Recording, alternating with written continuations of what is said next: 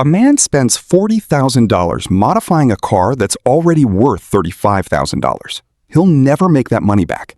He knows this, and he does it anyway. Psychologists have spent years trying to understand why, and what they found reveals something most people refuse to admit about themselves. Walk into any car meet and you'll see it instantly. Lowered suspensions, loud exhausts, custom paint jobs that took 80 hours of labor. To an outsider, it looks like wasted money. But to a psychologist, it looks like a window into the human mind. Because nobody modifies a car randomly. Every single change is a message, and once you understand what that message is, you'll never look at a modified car the same way again. Let's start with the most obvious one, the need to stand out. There's a concept in psychology called optimal distinctiveness theory. It says humans want two contradictory things at the same time. We want to belong to a group, but we also want to feel unique within that group. Car culture is the perfect outlet for this. A person buys a Honda Civic, the same car millions of others own, and immediately their brain starts looking for ways to separate themselves from the crowd. New wheels, a different exhaust note, a wrap nobody else has. It's not really about the car anymore. It's about identity. These people are quietly terrified of blending in, of being forgettable, of being just another face in a parking lot. So they build something that screams, "This one is mine," before anyone even asks. But here's where it gets uncomfortable.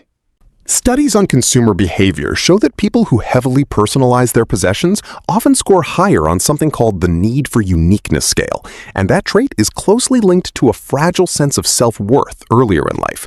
In simple terms, people who didn't feel seen as kids often grow into adults who need to be seen as adults. The car isn't vanity, it's compensation.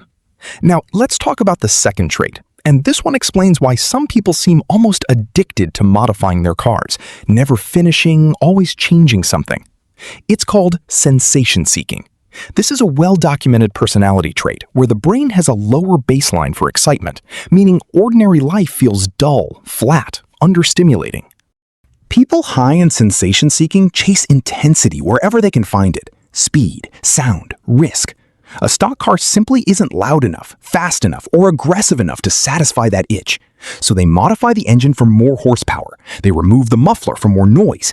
They lower the car so it feels closer to the road, more dangerous, more alive. Every revving engine at a red light isn't showing off. It's a nervous system asking to feel something. And this trait doesn't stay in the garage. Research consistently links high sensation seeking to other behaviors: extreme sports, impulsive spending, even a higher tolerance for risk in relationships and careers. The car is just the most visible symptom of a much bigger pattern running underneath the surface. Here's the third trait, and it's the one almost nobody talks about because it sounds too simple to be true: control.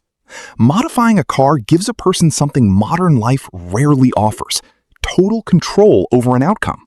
At work, you can be overlooked. In relationships, you can be misunderstood. In life, results often feel random, unfair, out of your hands. But a car listens. You change the suspension, it sits lower. You upgrade the turbo, it goes faster. Cause and effect, immediate and undeniable. For people who feel powerless in other parts of their life, this is intoxicating. Psychologists call this compensatory control, the tendency to seek mastery in one area when you feel a lack of it in another. The garage becomes a private kingdom where every decision has a guaranteed, visible result. It's not really about horsepower. It's about finally being the one calling the shots. This connects directly to the fourth trait, something psychologists have studied for decades in relation to material objects, but rarely apply to cars, even though it fits perfectly: extended self-theory. This idea suggests that humans don't just own objects, they merge with them. The car stops being a possession and starts becoming part of someone's identity. Ask a heavily modified car owner what their car is, and they won't describe an engine and four wheels. They'll describe a personality: aggressive, clean, loud, mysterious. Sound familiar? That's because those are human traits, not vehicle traits. When someone insults their car, it doesn't feel like criticism of metal and paint. It feels personal.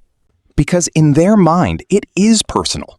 The car has become an extension of the self, a physical, drivable version of how they want to be perceived by the world. This explains something strange that confuses a lot of people. Why do car owners get so emotionally defensive when someone criticizes their build? It's not irrational. To them, you're not insulting a car, you're insulting them. Now for the fifth trait, and this is the one that ties everything else together. The one most people never expect. Perfectionism. Not the loud, obvious kind. A quiet, obsessive kind that never feels finished. Talk to anyone who modifies cars long enough and you'll hear the same phrase over and over. It's not done yet. There's always one more upgrade, one more tweak, one more part that needs replacing. Psychologists studying perfectionistic tendencies note that for some individuals, the pursuit itself becomes the reward, not the outcome. The car was never meant to be completed. It was meant to be a never-ending project, because as long as there's a next step, there's a reason to keep going, keep improving, keep proving something to yourself. This is where all 5 traits collide. The need for uniqueness drives the first change. Sensation-seeking demands more power, more noise, more intensity. Control gives them mastery they don't feel elsewhere. The car becomes an extension of self, fused with identity. And perfectionism keeps the project alive indefinitely. Because finishing it would mean facing whatever feeling the project was distracting from in the first place. Here's the part that should genuinely unsettle you. None of this is really about cars. The same traits that drive someone to spend thousands on exhaust systems and custom paint show up in people who obsessively renovate their homes, who can't stop optimizing their workout routines, who endlessly tweak their social media profiles, searching for the version of themselves that finally feels complete. The car is simply the canvas. For some people, it's a guitar. For others, a business. For others, their own body. The object changes. The underlying psychology doesn't. So the next time you see someone revving an overly loud engine at 2 a.m., resist the urge to roll your eyes. What you're actually witnessing is a person working through something far deeper than horsepower. A need to be seen, a craving for intensity, a desperate grip on control, an identity poured into metal and paint, and a quiet, restless feeling that says it's still not finished yet. Maybe the real question isn't why some people modify their cars. Maybe it's what part of yourself you've been modifying, without ever calling it that. If today's video gave you something to think about, you can support the channel by buying me a coffee. The link is right there in the description, and it genuinely helps keep videos like this one coming.